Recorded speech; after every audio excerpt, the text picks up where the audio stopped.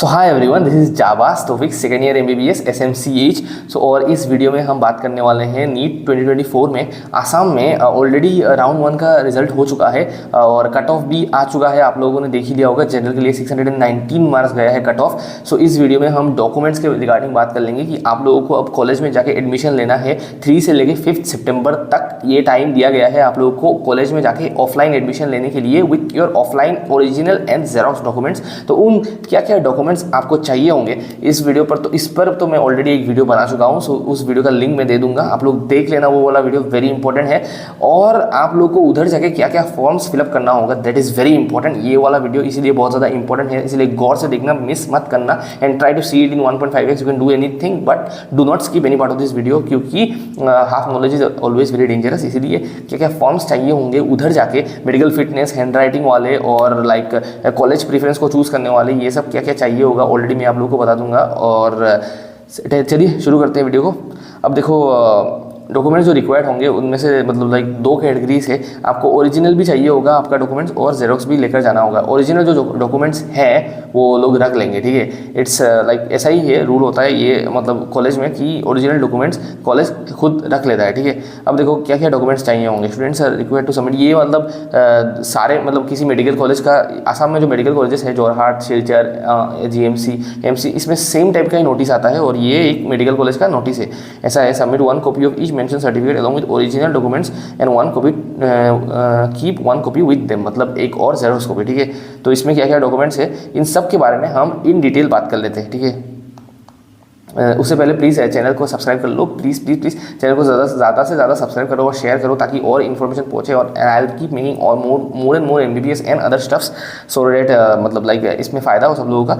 @JavasTaufiq is my Instagram ID, follow कर लेना अगर मन हो तो। और मतलब JavasTaufiq is the Telegram channel. Telegram channel is a must to follow, because Telegram channel में सबसे पहले सबसे सारे अपडेट्स देता रहता हूँ रिगार्डिंग योर एमबीबीएस भी और रिगार्डिंग योर नीट भी। इसलिए अभी नीट के बाद जो एमबीबीएस का फीस होगा उसमें सारे इंपॉर्टेंट जो डॉक्यूमेंट्स चाहिए होंगे वो मैं आप लोगों को इधर टेलीग्राम चैनल में प्रोवाइड कर लूँगा। So please subscribe to it and now let's begin this video. Documents required for admission. अब देखो, ओरिजिनल डॉक्यूमेंट्स भी चाहिए होगा और जेरॉक्स कॉपी भी चाहिए होगा। सो एक एक कॉपी इधर इसके रख लेना, डेट इज़ वेरी इंपॉर्टेंट। ये सबसे पहले तुम करके रखो। अब क्या क्या डॉक्यूमेंट्स चाहिए वो गौर से देखो, ठीक है। नीट 2024 का एडमिट कार्ड चाहिए होगा डेफिनेटली। एडमिट इस साल तुम लोग का एडमिट कार्ड मतलब एडमिट कार्ड के नीचे ही आई थिंक तुम लोगों ने जो मतलब लाइक फीस दिया था वो दे दिया है ऑलरेडी, या रजिस्ट्रेशन कार्ड के नीचे दिया है। तो जहाँ भी वो फीस का मतलब जो रिसिप्ट है, मतलब जो फीस का जो पेमेंट गेटवे का लिखा हुआ है कि मतलब लाइक कितना लाइक फीस तुमने दिया था वो वाला है, वो तुम लाना, ठीक है। उस वाले डॉक्यूमेंट को लाना। उसके बाद नीट 2024 का स्कोर कार्ड या रैंक लेटर जो है जिसमें तुम्हारा ऑल इंडिया रैंक और मार्क्स लिखा हुआ है और परसेंटाइल लिखा हुआ है, वो तुम्हें चाहिए होगा।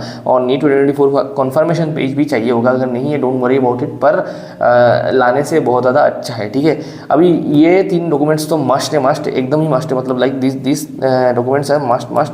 अब देखो, क्लास 10 का एडमिट कार्ड, क्लास 10 का मार्कशीट और क्लास 10 का पास सर्टिफिकेट। अब जिन लोगों के पास नहीं है, लाइक मार्कशीट और पास सर्टिफिकेट दोनों ही नहीं है और एक ही में दे दिया है, then don't worry about it, combined ला देना। और जिन लोगों के पास एडमिट कार्ड भी नहीं मिला है, डोंट वरी अबाउट इट। अगर नहीं मिला है तो नहीं मिला है, it's not an issue, because पूरे बैच को नहीं मिला होगा, ठीक है। कोविड बैच में ये हुआ है, मुझे पता है, इसीलिए बता रहा हूँ। अब क्लास 12 का भी एडमिट कार्ड, मार्कशीट और पास सर्टिफिकेट तुम लोगों को चाहिए होगा, इट्स ए मस्ट। और सेम चीज़ें यहाँ भी अप्लाई होते हैं, ये भी। अब देखो यहाँ पर भी इधर सेवा देगा या CBSE देगा, that is an important point. और यहाँ पर जो क्लास 12 का है वो इधर एसेक देगा या CBSE देगा, मतलब मैक्सिमम यही होता है। और कोई लोग जो ICSE में पढ़ते हैं या डिफरेंट बोर्ड्स में पढ़ते हैं वो लोग भी मतलब लाइक अपने रेस्पेक्टिव बोर्ड का ला देना, ठीक है। अब PRC, ये सबसे ज़्यादा इंपॉर्टेंट डॉक्यूमेंट है, ये वाला इंपॉर्टेंट डॉक्यूमेंट मस्ट है आसाम के कोटा के लिए।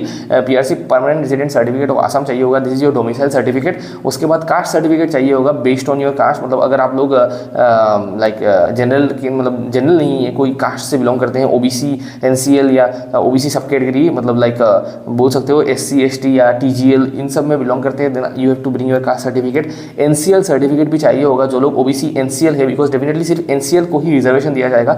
CL वाला जो क्रीमी लेयर है उसे रिजर्वेशन नहीं मिलता है, they will be put under unreserved category. उसके बाद EWS सर्टिफिकेट चाहिए होगा आप लोगों को जो लोग EWS में अप्लाई किए थे। और ट्रांसफर सर्टिफिकेट भी चाहिए होगा, मतलब लाइक ये ट्रांसफर सर्टिफिकेट और कैरेक्टर सर्टिफिकेट जो है ये आप लोगों को क्लास 12 में मिलता है डेफिनेटली। और ये क्या है कि ये मैं आप लोगों को कंडीशन लगा रहा हूँ, हर कॉलेज में नहीं चाहिए होता है, कभी कभी क्या होता है कोई कॉलेज पूछ लेता है, अब अगर पूछ लिया then you have to provide, इसीलिए बेटर होता है कि तुम्हारे पास ये पहले से रहे, ठीक है।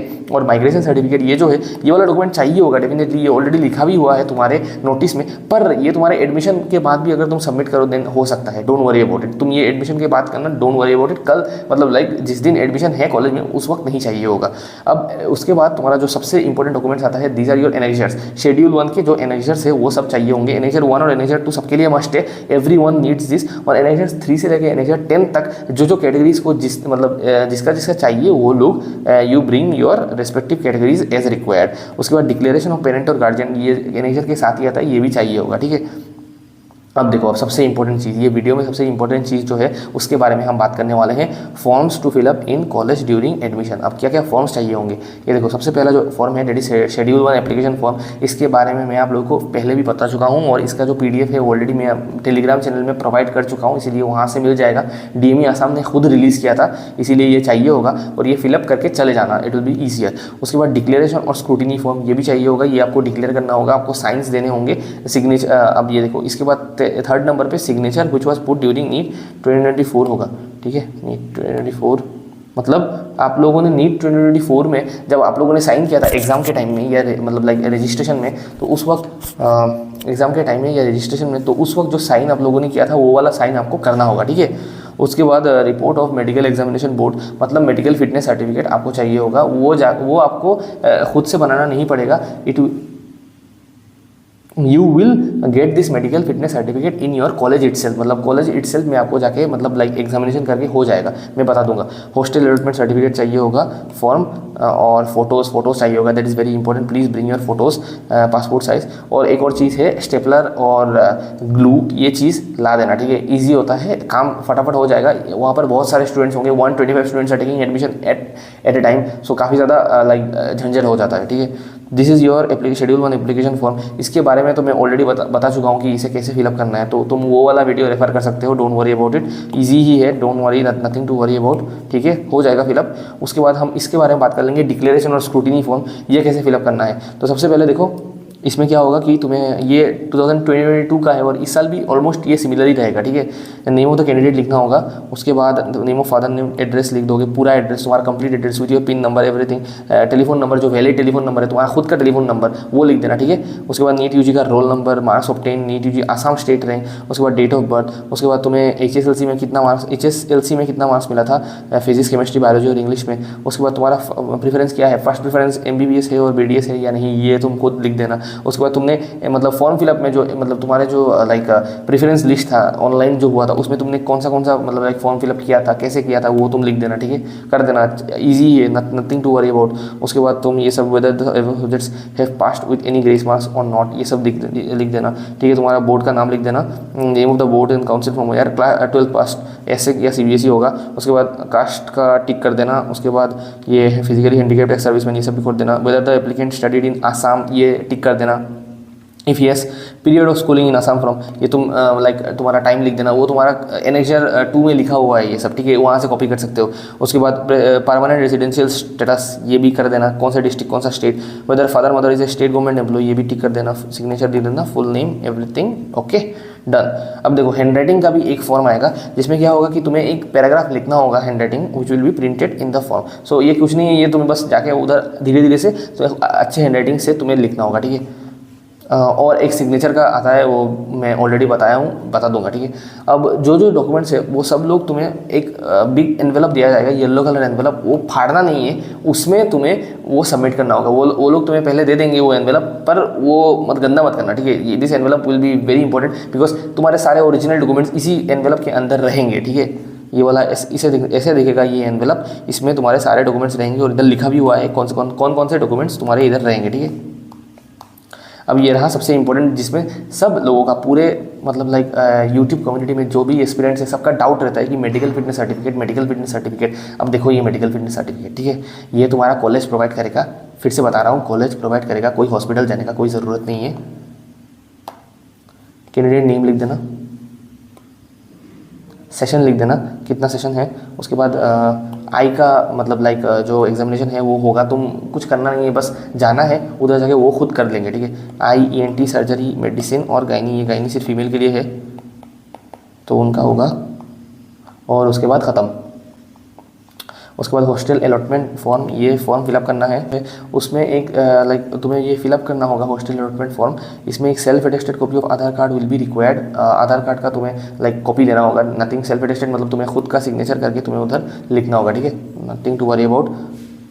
अब देखो उसके बाद हम फीस के बारे में बात कर लेंगे। फीस कितना चाहिए होगा एडमिशन के दौरान और काउंसलिंग के दौरान, फटाफट बता देता हूँ, ये वाला खुद से देख लेना, ठीक है। मैं शॉर्ट में बता देता हूँ। टोटल फीस अगर हॉस्टल नहीं ले रहे हो it will be around rupees 18,000 या 19,000 इतना होगा। और अगर हॉस्टल ले रहे हो देन इट विल बी मतलब लाइक रुपीज़ 6,000 ऐड होगा, so it will be around 24,000 या 25,000, ठीक है। सो इसीलिए अप्रॉक्सीमेटली 25,000 लाने के लिए बोला है तुम लोगों को। और मेस फीस जो है it will be rupees 3,500 per month. सो उधर जाके तुम्हें मेस फीस भी मतलब लाइक फर्स्ट मंथ का पूछ सकता है अगर तुम हॉस्टल ले रहे हो, सो लेके जाना ऑलमोस्ट 28,500 रुपीज़ लेके चले जाना, ठीक है। अब पेमेंट मेथड जो है उधर बस कैश और डेबिट कार्ड ही एक्सेप्ट किया जाएगा। सिर्फ काउंसलिंग फीस के लिए रुपीज़ 1,000 कैश एक्सेप्टेड होगा और डेबिट कार्ड का मतलब बाकी सारा पेमेंट तुम्हें डेबिट कार्ड में करना होगा। ऑल अदर फीस रुपीज़ 18,000 प्लस रुपीज़ 6,000 रुपीज़ 24,000 तुम्हें डेबिट कार्ड में करना होगा, ठीक है। This is all about this video. Subscribe to the channel and अगर कोई और कंटेंट चाहिए तो बता दो कमेंट सेक्शन बिलो।